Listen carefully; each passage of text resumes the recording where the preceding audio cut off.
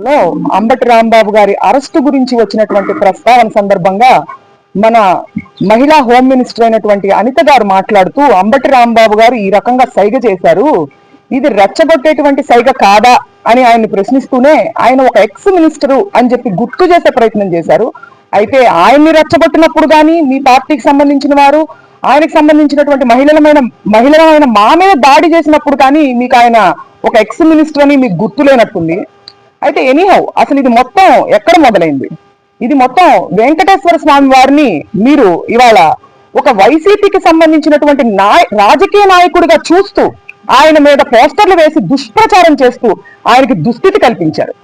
ఈ పాపాన్ని అంబటి రాంబాబు గారు ప్రశ్నిస్తూ ప్రజల్లోకి తీసుకెళ్తుంటే దాన్ని డైవర్ట్ చేసేదానికి ఇవాళ ఆయన్ని రెచ్చగొట్టి ఆయన మీద దాడులు చేసి ఆయన ఇంటికి సంబంధించినటువంటి మహిళలమైన మా మీద దాడి చేసి ఆయన్ని అరెస్ట్ చేసి 36 అక్రమ కేసులు ఇవాళ ఆయన మీద బనాయించి పీటీ వారెంట్లు వేస్తూ ఆయన్ని ఇబ్బంది పెట్టే ప్రయత్నం చేస్తున్నప్పటికీ నా ఆత్మస్థైర్యం నేను కోల్పోలేదు, న్యాయం మీద నాకు నమ్మకం ఉంది అని చెప్పి పార్టీని ఉత్సాహపరిచే, పార్టీ శ్రేణులను అభిమానులను ఉత్సాహపరిచేటువంటి ప్రయత్నంలో భాగంగానే ఆ సైగలు చేశారు తప్పితే ఎదుటి వారి ఇంటి మీద దాడులు చేయమని సైగలు చేయలేదని కూడా ఇవాళ నేను గుర్తు చేస్తున్నాను.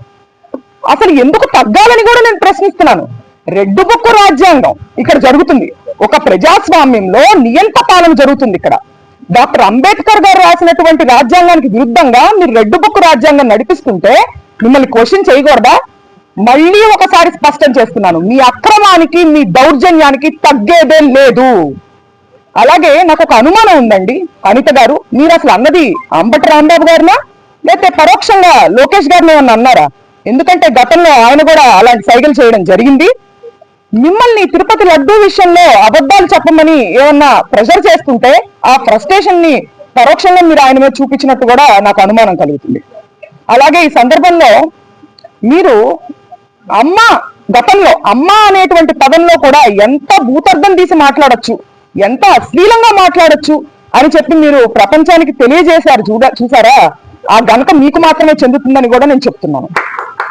అట్లాగే ఇవాళ మీరు తలదించుకునేటువంటి విషయం నేను ఒకటి చెప్తానండి. హోంమంత్రిగా మీ పోలీసులు ఎవరైతే ఉన్నారో మా వైసీపీ కార్యకర్తల మీద దాడి చేస్తుంటే వాళ్ళు ప్రొటెక్ట్ చేయకపోగా మిమ్మల్ని ప్రొటెక్ట్ చేయడానికి మాకు ఆర్డర్స్ లేవు అని చెబుతూ దొడ్డిదారి నుంచి పారిపోండని అంబటి రాంబాబు గారికి వాళ్ళు సలహా ఇచ్చారండి. దీనికి అంబటి రాంబాబు గారు ఏమన్నారో తెలుసా? నా ప్రాణాలు ఇక్కడైనా వదులుతాను, చావైనా చస్తాను, కానీ దొడ్డిదారి నుంచి పారిపోయే ప్రసక్తే లేదని ఆయన చెప్పడం జరిగింది. మరి మీ పోలీసుల పనితీరు ఎట్లా ఉందో ఒకసారి మీరు ఆలోచించుకోవాలి. అలాగే